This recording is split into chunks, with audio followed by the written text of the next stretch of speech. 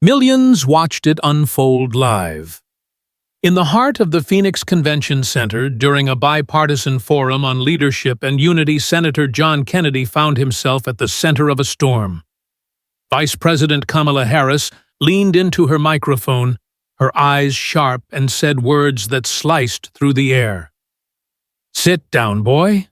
The room gasped as one, a collective intake of breath so sharp it seemed to pull the oxygen from the hall. The silence that followed was heavy, almost tangible, like the moment before a lightning strike. Thousands of people, activists, students, local leaders, and reporters sat frozen, their eyes darting between the two figures on stage. A woman in a blue blazer near the front row clutched her notebook, her knuckles whitening. Behind her, a young man in a baseball cap whispered, "Did she just say that?" as his phone shot up to record. CNN's cameras zoomed in. Fox News didn't blink, and every major outlet had their lenses locked on the stage, sensing a moment that would ripple far beyond these walls. Harris leaned back, her expression unreadable, while some in the crowd murmured nervously, unsure whether to clap or stay silent. Others, visibly shaken, exchanged glances of disbelief. A pastor from Tucson in the third row shook his head slowly, his lips pressed tight. The air crackled with tension, a divide splitting the audience as clearly as a fault line. And then there was Kennedy. He didn't flinch. He didn't slam his hand on the table or fire back with venom.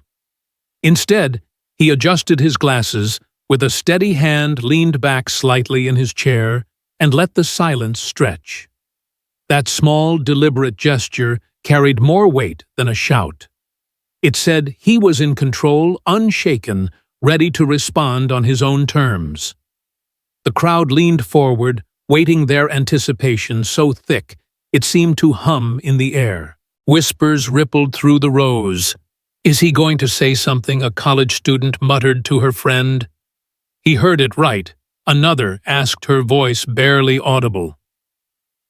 Up in the press gallery, reporters scrambled fingers, hovering over keyboards, trying to capture a moment that hadn't fully unfolded. The moderator, Professor Elaine Carter from Arizona State University, shifted uncomfortably in her seat, her eyes flicking between Kennedy and Harris like she was watching a chess match where a single move could change everything. The cameras tightened their focus. You could see the faintest tightening of Harris's jaw, a flicker of expectation in her eyes, as if daring Kennedy to react. But Kennedy didn't take the bait. He folded his hands on the table, his posture calm, almost serene, and let the silence grow heavier. It was the kind of silence that makes your pulse quicken, your throat dry. A man in a suit near the stage whispered to his colleague, "This is going to be everywhere tonight." His colleague nodded, eyes still glued to Kennedy, who sat unmoved, his gaze steady. Harris, sensing the quiet wasn't tilting in her favor, leaned forward again. "What? Nothing to say?" she asked, her tone sharp, almost taunting. A few nervous laughs broke out from one corner of the room, but they faded quickly, swallowed by the weight of the moment. Kennedy's lips curved into a faint, measured smile, the kind that says more than words could. He tilted his head slightly, meeting Harris's gaze with a look that wasn't anger, but something deeper, resolve. The crowd stirred, a low murmur spreading like wildfire. Everyone knew something was coming. Even a reporter from the Arizona Republic, scribbling furiously, paused to whisper to her colleague, "If he speaks now, this whole room shifts." Every eye was on Kennedy, every phone raised, every camera trained. Even Harris, tapping her pen lightly against the desk, seemed to feel the shift, her confidence wavering for a split second. For nearly 10 seconds, Kennedy let the silence hold the room hostage. It was a masterclass in restraint, each second stretching the tension until it felt like the air itself might snap. A woman in the fifth row, clutching a program, whispered, "Why isn't he saying anything?" Her friend replied softly, because he doesn't need to yet. And she was right. Every moment, Kennedy stayed silent. He reclaimed the stage, turning Harris's words into a challenge he was choosing not to meet with fury. Reporters stopped typing, their fingers frozen, waiting for his voice. A young boy in the audience, no older than 10, tugged at his mother's sleeve and asked, "What did she mean by boy?" His mother, eyes locked on the stage, murmured, "It's complicated, sweetheart." Harris, visibly impatient, leaned into her microphone again. "Come on, Senator, don't just sit there," she pressed, her voice carrying a mix of irritation and challenge. The words hung awkwardly, failing to land the way she intended. A few in the crowd shifted uncomfortably, sensing the momentum slipping. Finally, Kennedy moved. He leaned forward just slightly, his hands still folded, and looked directly at Harris. The room held its breath. "Madam Vice President." He began, his voice low, steady, with that unmistakable Louisiana drawl that carried both warmth and weight. "I've been called a lot of things in my time, but I've never needed to raise my voice to earn respect." The crowd erupted.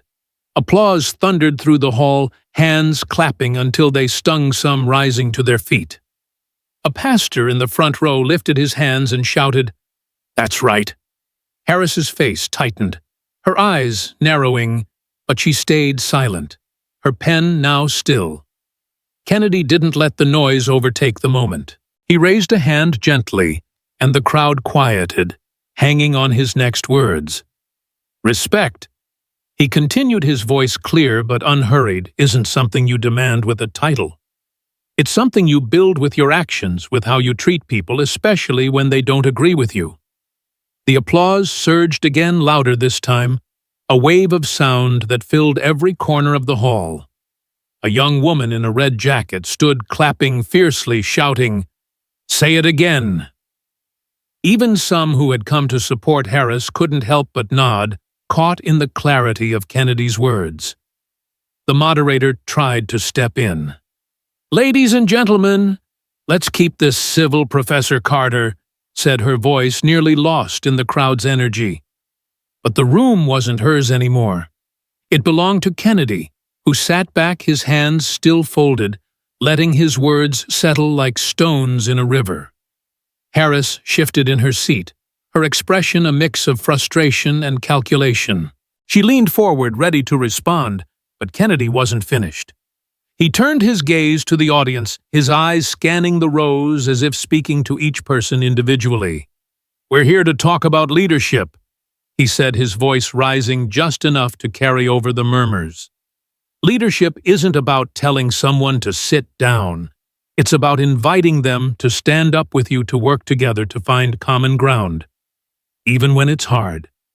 The crowd roared again, a mix of cheers and stomping feet. A group of students near the back began chanting, "Stand up, stand up," echoing Kennedy's words as if they were already a rallying cry. Even the cameras caught it, panning across faces, young, old, skeptical, inspired, all united in that moment by a shared sense of something bigger. But not everyone was clapping. In the back, a few of Harris's supporters waved their signs defiantly, one shouting, "She's the vice president! Show some respect!" The words were quickly drowned out by the applause, but they underscored the divide in the room. A local councilwoman from Mesa leaned over to her colleague and whispered, "This isn't just a debate anymore. This is history." Her colleague nodded, scribbling notes, knowing their constituents would be talking about this by morning. The cameras didn't miss a beat, capturing the contrast, Kennedy's calm, deliberate posture against Harris's tightening grip on her pen. CNN zoomed in on a young black student in the audience, her eyes wide with awe, clutching her mother's hand. Fox News focused on Kennedy's steady gaze, framing him as the voice of reason. Both networks were already shaping the narrative for their viewers, but the raw energy in the room was undeniable. It wasn't just a moment. It was a collision of ideas, of values, of visions for what leadership could mean. Kennedy leaned back again, letting the applause roll on. He didn't need to say more yet. His silence, his words, his restraint, they were already speaking louder than Harris's challenge. The moderator tried once more to regain control. "Please, let's move to the next question," Professor Carter urged, but her voice was a whisper against the crowd's roar. A man in the balcony shouted, "That's how you lead," triggering another wave of cheers. Harris, visibly rattled, adjusted her posture, her eyes scanning the room as if searching for an ally. But the stage wasn't hers anymore. Kennedy had turned a moment of confrontation into a lesson, not through anger, but through something sharper, dignity. And as the crowd continued to clap, as phones recorded every second, as reporters typed furiously, it was clear this moment wasn't staying in Phoenix. It was already spilling out into the world, ready to ignite conversations, debates, and reflections far beyond the convention center's walls. What Kennedy did next would only amplify the message, but for now, the room belonged to him, and everyone, supporters, skeptics, and onlookers, knew they had witnessed something unforgettable. The Phoenix Convention Center buzzed with raw energy, the echoes of applause still lingering from Senator John Kennedy's measured response. The air was thick, not just with the crowd's reaction, but with the weight of what had just happened. Vice President Kamala Harris's words, "Sit down, boy," had landed like a spark in dry grass, and Kennedy's calm, deliberate reply had fanned it into a blaze that no one could ignore. The audience, thousands strong, sat on the edge of their seats, their eyes locked on the stage where Kennedy now held court, not through volume, but through presence. The cameras, unblinking, caught every detail, the faint glint of light off his glasses, the steady rhythm of his folded hands, the way his gaze seemed to pierce through the noise. Harris, meanwhile, sat rigid, her fingers tapping a staccato beat against the desk, her earlier confidence shaken by the crowd's fervor. The moderator, Professor Elaine Carter, tried again to steer the forum back to order. "Let's move to the next topic," she said, her voice firm but strained, like someone trying to corral a stampede. But the room wasn't ready to move on. Not yet. The moment was too alive, too charged, and Kennedy's words about respect being earned through actions still hung in the air, resonating like a bell that wouldn't stop ringing. Kennedy leaned back in his chair, his posture relaxed but purposeful, letting the crowd's energy settle. He didn't rush to fill the silence, and that choice alone spoke volumes. A woman in the front row, a community organizer from Flagstaff, whispered to her neighbor, "He's not even raising his voice, but he's got the whole room." Her neighbor nodded, scribbling in a notebook, her pen moving as fast as her thoughts. Up in the press gallery, reporters were in a frenzy, their laptops glowing with half-written headlines. A journalist from the Washington Post muttered to his colleague, "This isn't just a soundbite. This is a movement starting." The crowd was split. Some clapped wildly, others sat in tense silence, and a few of Harris's supporters crossed their arms, their faces tight with defiance. A man in a bright red cap near the back muttered, "She's still the vice president," but his voice was swallowed by the hum of the room. The divide was clear, but Kennedy's presence seemed to bridge it, if only for a moment, with a kind of steady authority that didn't demand submission, but invited reflection. The senator reached for his glass of water, the ice clinking softly against the sides, a sound picked up by the microphone and amplified in the hush. He took a slow sip, his movements deliberate, almost ceremonial, as if signaling that he was in no hurry. That small act unnerved Harris more than a shouted retort ever could. She shifted in her seat, her eyes flicking toward the audience, searching for a way to reclaim the stage. "Senator," she said, leaning into her microphone, her voice sharp but less certain now, "if you've got something to say, say it. We're here to talk leadership, not play games." The words were meant to sting to pull Kennedy into a verbal sparring match, but they landed flat, like a jab that missed its mark. A few in the crowd murmured, some in support, others in disapproval, but Kennedy didn't take the bait.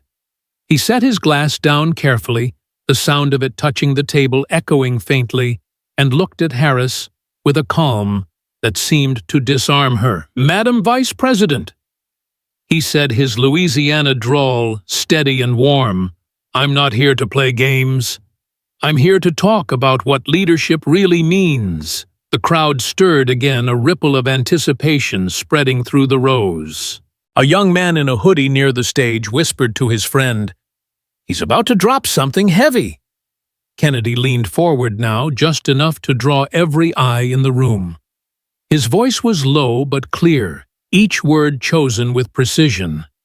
"Leadership," he said, "isn't about who can talk the loudest or cut the deepest. It's about listening, really listening to the people you serve. It's about showing up for them, not just for yourself." The room erupted again, applause crashing like waves against the shore. A group of teachers in the fifth row stood clapping fiercely, one of them shouting, "That's it!" Harris's face tightened, her lips pressing into a thin line, but she didn't interrupt. Kennedy's words weren't just a response. They were a challenge not to her alone, but to everyone watching. He turned his gaze to the audience, his eyes sweeping across the sea of faces from the students in the back to the retirees in the front. "We're here because we believe America can be better," he said. "But better doesn't come from tearing each other down. It comes from building each other up, from finding what unites us, even when we disagree." The applause surged again, louder now, with some in the crowd stomping their feet, the sound reverberating through the hall. A woman in a bright yellow scarf stood and shouted, "Preach, Senator!" triggering a wave of cheers that rolled from one side of the room to the other. The cameras caught at all the faces of young activists, their eyes wide with inspiration. An older man in a suit nodding slowly, as if rediscovering something he'd forgotten. A teenage girl clutching her phone, recording every word. CNN zoomed in on a black pastor in the front row, his hands raised in quiet affirmation, while Fox News framed Kennedy's steady posture, his calm commanding the frame. The contrast was stark. Harris's sharp tone against Kennedy's measured cadence, her impatience against his restraint. The moderator tried once more to intervene. "Senator Vice President, let's keep the focus on the questions," Professor Carter said, but her words were drowned out by the crowd's energy. A college student in the balcony shouted, "Let him speak," and the chant was picked up by others, a chorus of voices demanding to hear more.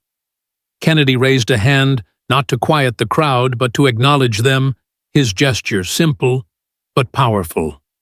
The noise softened not because he demanded it, but because the audience wanted to hear what came next.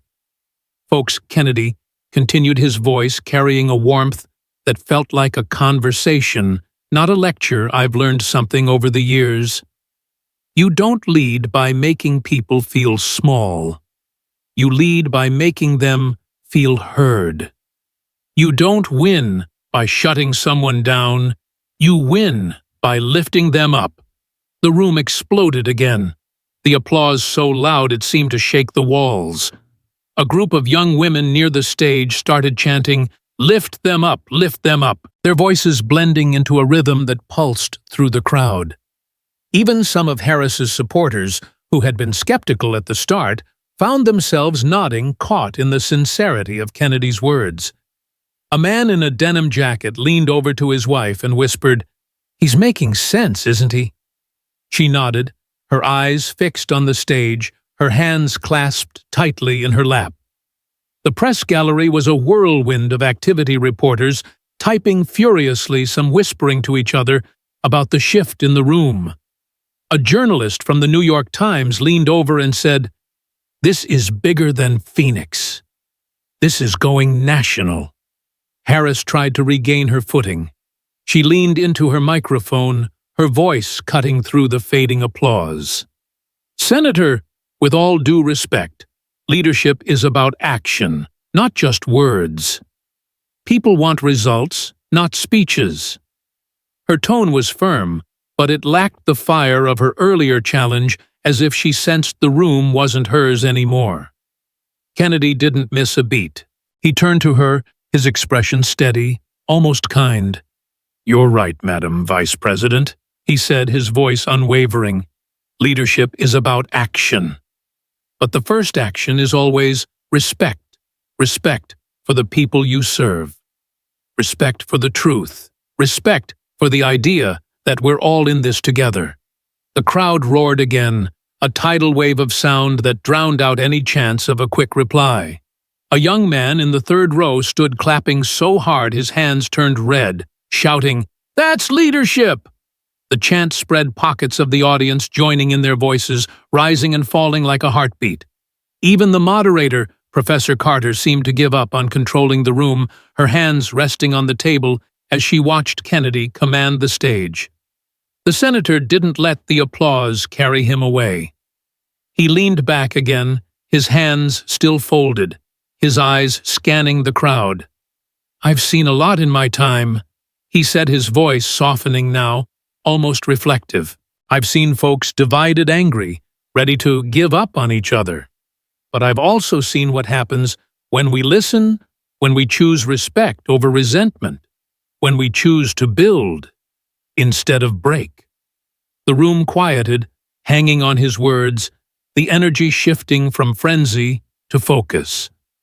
A woman in the back, a nurse from Scottsdale, wiped a tear from her cheek, whispering to her friend, "That's what we need more of." Her friend nodded, clutching her program, the words sinking in. Kennedy's voice rose slightly, just enough to carry over the murmurs. Leadership isn't about who's got the loudest voice or the sharpest jab. It's about who's willing to stand up for what's right, even when it's hard, even when it costs you something. The applause came again, but softer this time, more thoughtful, as if the crowd was digesting the weight of what he'd said. The cameras kept rolling, capturing every angle. The pastor nodding solemnly, the students chanting quietly, the retirees clapping with measured respect. CNN's feed showed a close-up of Kennedy's face, his eyes steady, his expression calm but resolute. Fox News panned across the crowd, highlighting the faces of those who had come skeptical, but were now leaning forward listening. The divide in the room was still there. Some of Harris's supporters sat with arms crossed, their faces set in defiance. But even they couldn't ignore the shift. Kennedy had turned a moment of confrontation into a conversation, not by matching Harris's sharpness, but by rising above it. A local businessman in the second row leaned over to his colleague and whispered, "He's not just talking to her. He's talking to all of us." His colleague nodded, scribbling notes, already thinking about how this moment would play out in their community. As the applause began to fade, Kennedy leaned forward one last time. "We're here to talk about unity," he said, his voice steady, his eyes locking with the audience. "But unity doesn't mean we all agree. It means we respect each other enough to listen, to learn, to move forward together." The room erupted again. But this time the applause was different, less frenzied, more resolute, as if the crowd had found something to hold on to. A group of activists near the stage stood holding up signs that read, "Respect Unites," a phrase that would later spread across social media. Harris sat silently, her expression unreadable, her hands still. The moderator, sensing a chance to move forward, tried again. "Thank you, Senator," she said, her voice steadier now. "Let's take a question from the audience." But the crowd wasn't ready to let go. They clapped, they cheered, they chanted, and Kennedy sat back, letting their energy carry the moment. He hadn't raised his voice, hadn't thrown a punch, but he'd done something more powerful.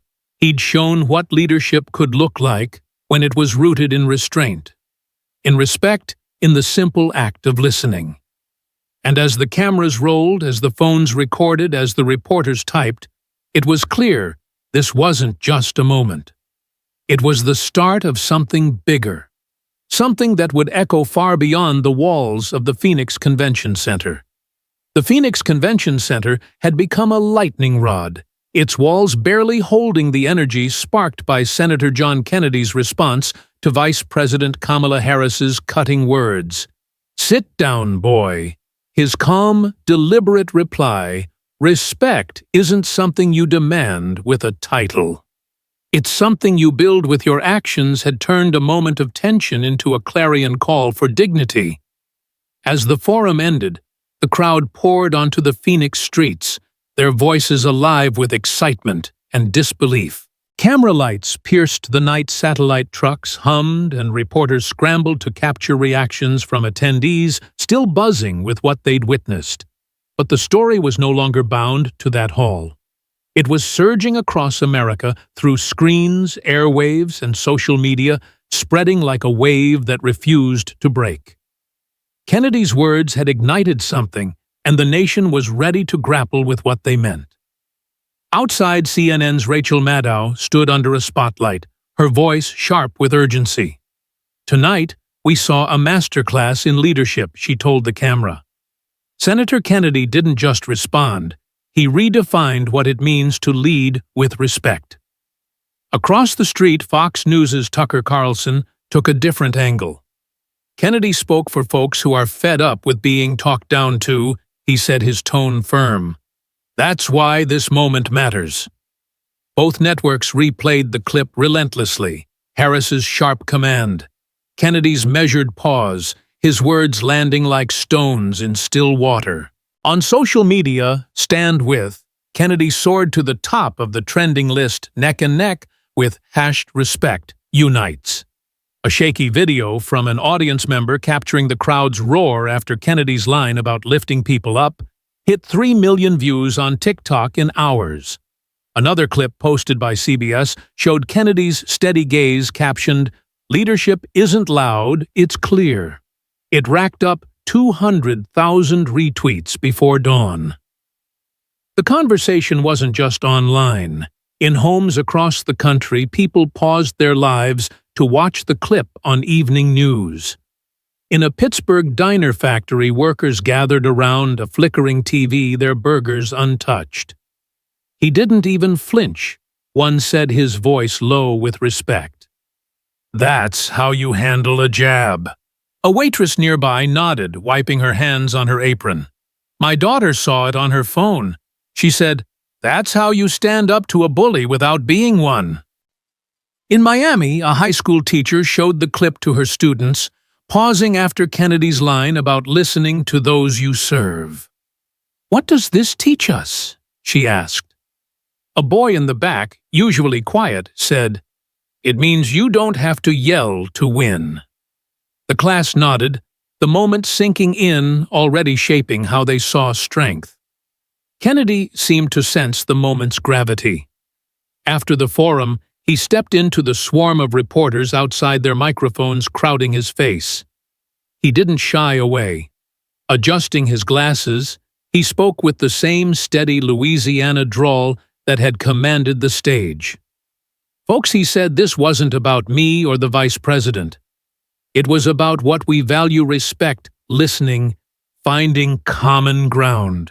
A reporter from the Phoenix Times pressed Senator, "Do you think Harris's words were inappropriate?" Kennedy's eyes twinkled with thought. "I don't need to label what she said. I just know we're better when we build bridges, not walls." The crowd around him, attendees, journalists, passers-by, murmured approval, some clapping. A woman in a purple scarf, a local librarian, whispered to her husband, "He's speaking for all of us." The moment took flight. In Seattle, a community activist named Jamal posted on Instagram, "Kennedy showed us leadership isn't about tearing people down, it's about lifting them up." His post, shared 40,000 times by morning, sparked comments from teachers, parents, and students. In Houston, A pastor named Reverend Ellis wove Kennedy's words into his sermon, telling his congregation, "Respect isn't about who's got the bigger chair, it's about who's got the bigger heart." The church erupted in applause, a clip of the sermon spreading on YouTube to 500,000 views. In rural Iowa, a farmer named Tom, interviewed outside a hardware store, said, "Kennedy's not my usual guy, but he handled that with grace. That's what I want my kids to see." His plain words struck a chord shared widely by those weary of partisan noise. Not everyone cheered. Some of Harris's supporters pushed back online, framing her words as a bold stand. A tweet from a California organizer read, "Harris was asserting her place. Kennedy's response was just posturing, but the tide leaned toward Kennedy's restraint." On Instagram, teens turned his words into art, overlaying "You don't lead" by making people feel small on photos of everyday heroes, firefighters, nurses, volunteers. A viral TikTok showed kids rebuilding a playground paired with Kennedy's line about building each other up, hitting 8 million views in a day. Late-night host Stephen Colbert played the clip, joking, "Kennedy didn't just respond, he gave a TED Talk on dignity." The audience roared the clip, replaying to cheers. The media frenzy was unrelenting. The New York Times ran Kennedy's "Calm redefines leadership" intense forum. The Wall Street Journal went with "A clash in Phoenix sparks national debate." Local outlets joined in the Arizona Daily Star, declaring Kennedy turns confrontation into unity. Cable news dissected every frame. CNN's panel praised Kennedy's composure, one historian likening it to moments of grace from past leaders. MSNBC noted the weight of Harris's words but called Kennedy's response a lesson in staying steady. Fox News leaned in hard, an analyst saying Kennedy spoke for every American who's sick of being lectured. The narrative wasn't uniform. Some outlets saw Harris's words as assertive, but Kennedy's dignity dominated the conversation. In Phoenix, the streets stayed alive with talk. A group of Arizona State students lingered outside phones, out debating. "He didn't even blink," one said, replaying the clip. "That's real strength." Another, waving a "Respect Unites" sign, added, "It's how he said it, like he believed every word." A local news crew caught their words for a broadcast.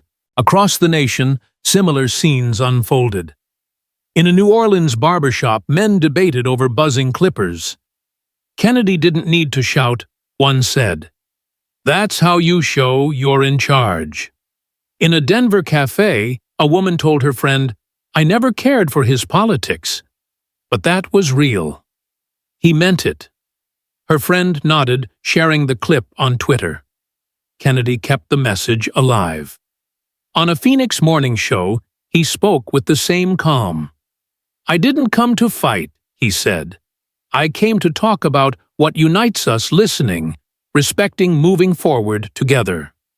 The host asked, "Do you want an apology from Harris?" Kennedy chuckled, warm and easy. "I don't need apologies. I just want us to do better for each other." The clip went viral, shared with captions like, "This is leadership." A retiree in Ohio tweeted, "Never voted for Kennedy, but he showed my grandkids how to stand tall without stomping on anyone." The ripple wasn't just headlines or hashtags. In a Chicago youth center, a mentor played the clip for teens, asking, "What does Kennedy mean by lifting people up?"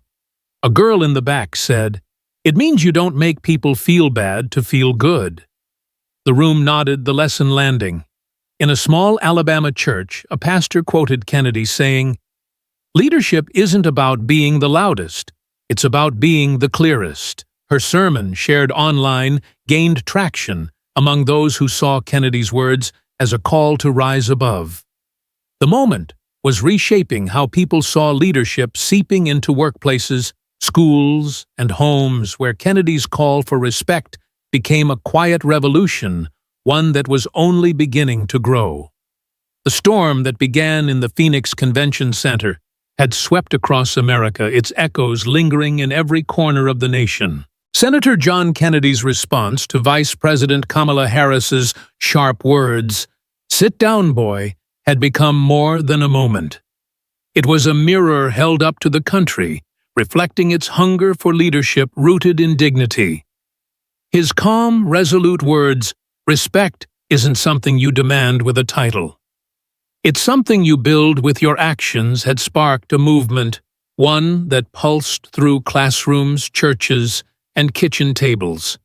As the days passed, the clip of Kennedy's response played on endless loops, shared in viral posts, quoted in sermons, and debated in coffee shops.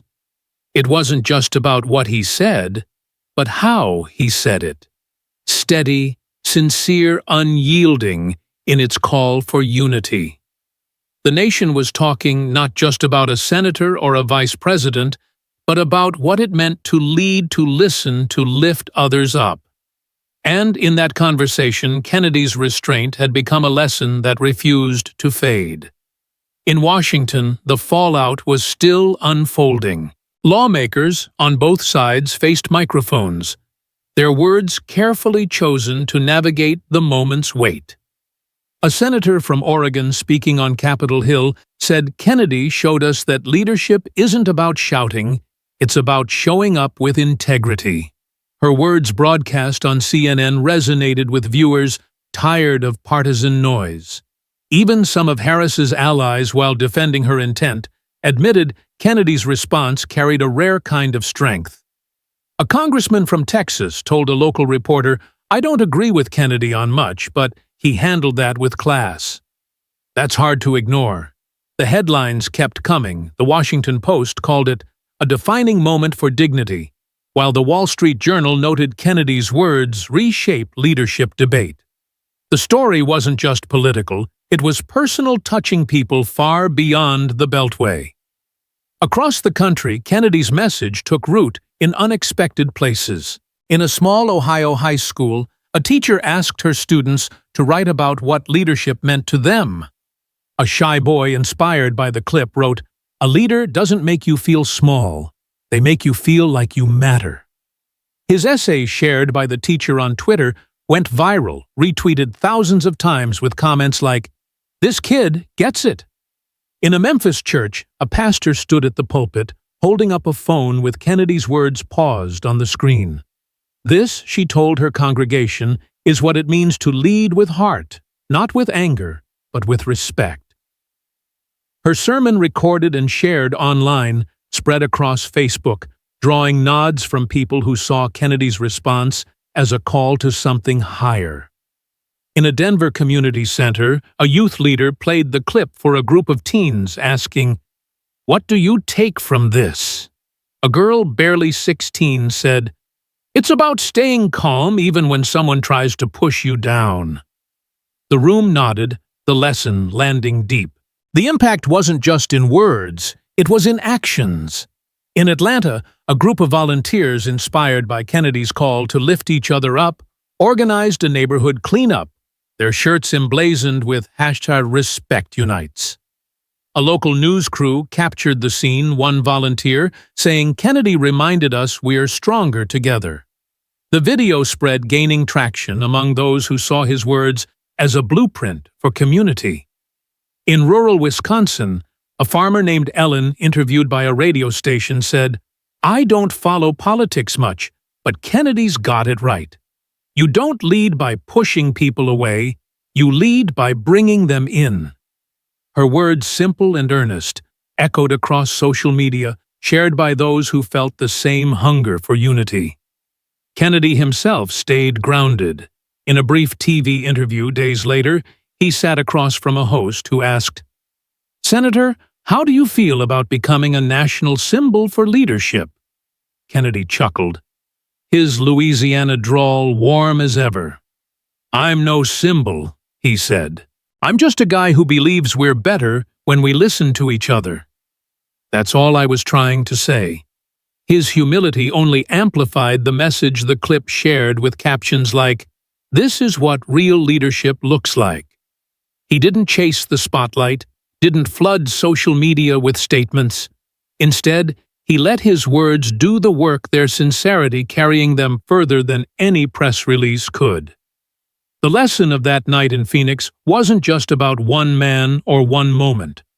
It was about the kind of leadership America craved, a leadership that didn't rely on titles or tantrums, but on the quiet strength of respect. Kennedy had shown that you don't need to raise your voice to be heard. You don't need to tear someone down to stand tall.